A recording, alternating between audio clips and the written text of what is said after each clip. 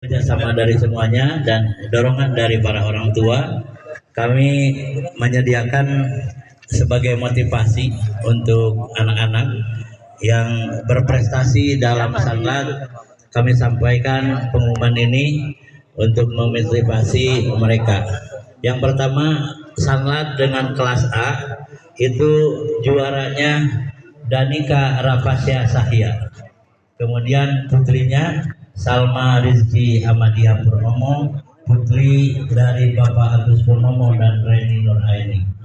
Tadi Danika Rapasa Sahya adalah putra dari Bapak Enden dan Ibu Yani. Kemudian kelas B ini adalah kelas SD. Itu terbaik putra yaitu Altak Barik. Namun kami tidak menemukan identitas dari orang tuanya. Kalau memang ada nanti di sini mudah-mudahan nanti melengkapi kepada para guru. Kemudian kelas B putri terbaik yaitu Adara Albinsah, putri dari Bapak Agung Sukma dan Ibu Nadia Suci. Kemudian kelas C ini kelas SMP, dari kelas 5 SD sampai SMP. Terbaik putra yaitu Faustin Yusuf Mahendra Giri, putra dari Bapak Nano dan Ibu RL Baya. Kemudian Sofia Grimasi, putri dari Bapak Muhammad Hamdan dan Ibu Erna Sofia. Dalam pembacaan hadis, terbaik pertama yaitu Muhammad Azka Repiana Wirawan, anak soleh. Kemudian yang ketiga Tristan Arsan Prakasa, putra anak soleh, putra dari Bapak Tesar dan Ibu Widi. Itu kami umumkan di sini, mudah-mudahan jadi motivasi untuk anak-anak yang lain. Dan pembahasan hadis ini dimaksudkan selain untuk mendidik mereka, anak-anak juga mudah-mudahan menjadi tambahan ilmu dari untuk jamaah sekalian. Jadi selama 30 malam, insya Allah 60 hadis sudah terbacakan dalam sebulan. Kemudian dalam Sahrul Sodako, bulannya Sodako, kami juga alhamdulillah telah menyalurkan seperti tadi disampaikan oleh Ketua Panitia. Itu merupakan bagian dari program kami dalam mengisi Sahrul Sodako, karena Ramadan ini juga disebut Sahrul Sodako. Mungkin kemudian dalam kegiatan keagamaan lainnya yaitu mengadakan tadarus, insya Allah telah dilaksanakan selama sebulan penuh sampai jam 11 malam. Anak-anak remaja itu selalu bertadarus di Masjid Arisalah. Demikian juga ibu-ibu begitu antusias setiap pagi subuh selalu membacakan Al-Quran. Ini dalam kaitan dengan Sahrul Quran pada bulan Ramadan ini. Bapak Ibu yang kami hormati, sekali lagi kami menyampaikan selamat Idul Fitri, mohon maaf atas segala kekurangan dan kehadiran kami dalam melayani umat selama ini. Mudah-mudahan kami bisa meningkatkan lebih baik lagi di masa yang akan datang. Oleh karena itu kritik, saran dan ajakan dari ibu bapak sekalian, dukungan dari bapak ibu sekalian kami sangat menantikan. Mungkin itu yang perlu saya sampaikan. Sekali lagi kami sampaikan dari kami. Wassalamualaikum warahmatullahi wabarakatuh.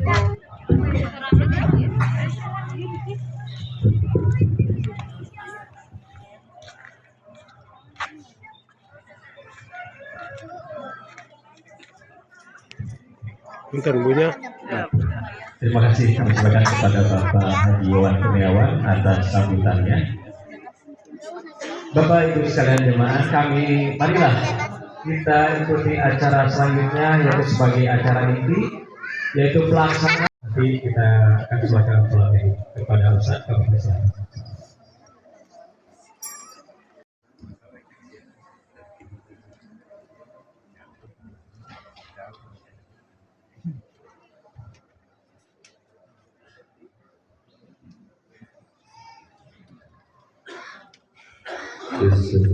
Cek.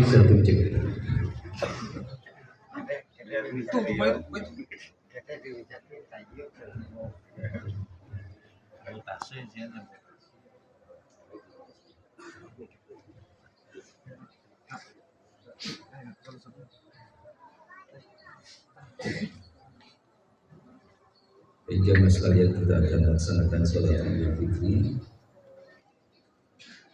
Wassalatu jariyatu rahimah walidaini ihsana al-ayat. Wa qala an-nabiy sallallahu alaihi wa alihi wasallam ridallah fi ridal walidain sukhtullah fi sukhtil walidain al-hadith. Sadaqallahul azim wa sadaqa rasuluhun nabiyul karim. Hadirin jamaah Idul Fitri yang sama-sama mendapatkan karunia nikmat terbesar dari Allah Subhanahu wa taala pada pagi hari ini.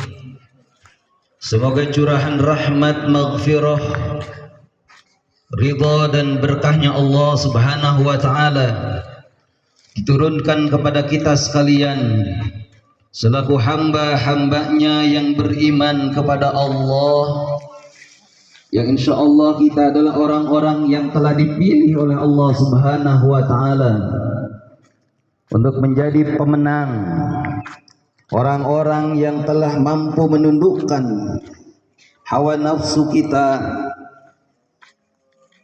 menghinakan sehina-hinanya sifat-sifat yang buruk yang ada pada setiap kita selaku manusia, di mana dengan keagungan dan kemuliaan bulan suci Ramadan yang tampak dan terlihat dan sama-sama kita rasakan di dalam kita menjalankan kehidupan ini, selalu berusaha dan berupaya untuk hanya melakukan amaliyah yang baik.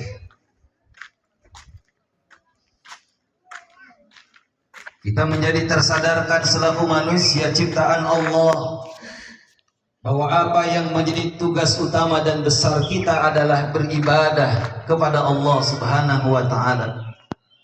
Melalui hidangan takjil yang kita siapkan untuk mereka yang melaksanakan ibadah saum dan berbagai amaliyah kebaikan lainnya. Mudah-mudahan Allah Subhanahu wa taala menerima dan menjadikan semua itu sebagai bekal dan catatan amal saat kita menghadap Allah Subhanahu wa taala. Ikhwatul iman jamaah Id yang dirahmati oleh Allah Subhanahu wa taala. Tak lupa kita sanjungkan salam dan penghormatan kita kepada Nabi Agung, uswah dan qudwah kita, suri tauladan kehidupan kita, Nabi Muhammad sallallahu. Hubungan baiknya dan tidak boleh sampai terputus, apalagi rusak. Tidak lain hubungan itu adalah hubungan antara kita sebagai anak dengan kedua orang tua kita. Allah Subhanahu wa taala menyatakan dalam Al-Qur'an, wa qadha rabbuka alla ta'budu illa iyyah. Dan Tuhanmu telah menetapkan kepada kalian, hendaklah kalian beribadah hanya kepada Allah Subhanahu wa taala. Sempurnakan ibadah-ibadah ritual kita, ibadah. Maka ketika Allah takdirkan hidup kita sukses hari ini, orang sebut kita menjadi orang yang karirnya baik, kehidupannya mulus, dan tidak pernah ada hal-hal yang tidak baik datang kepada kehidupan kita. Semua orang kenal siapa kita. Ada banyak orang menyebut-nyebut nama kita, disanjung, dipuja, dipuji dan dihormati kita. Tapi andaikan kita lupa kepada siapa yang telah membuat semua itu ada pada diri dan kehidupan kita, maka tidak ada artinya hidup kita. Siapakah dia? Adalah ayah dan ibu kita.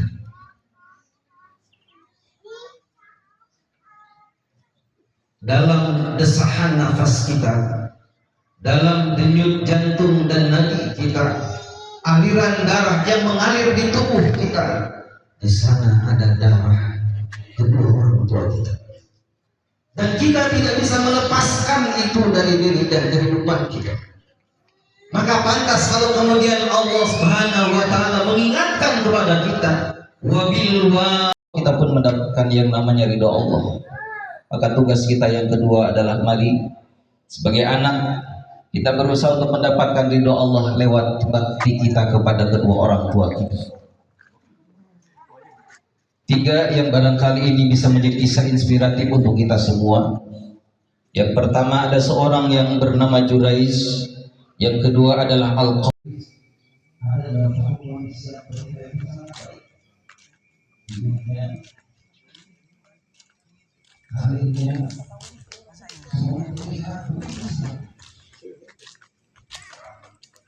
Kemudian datang sebuah berita bahwa ternyata Jurais yang dikenal super saleh telah menghadiri seorang wanita. Dan itu diketahui karena si wanita itu memang menyampaikan itu. Kalian jangan percaya dengan si Jurais. Dia seorang yang memiliki katakanlah moral yang bejat, akhlak yang tidak baik.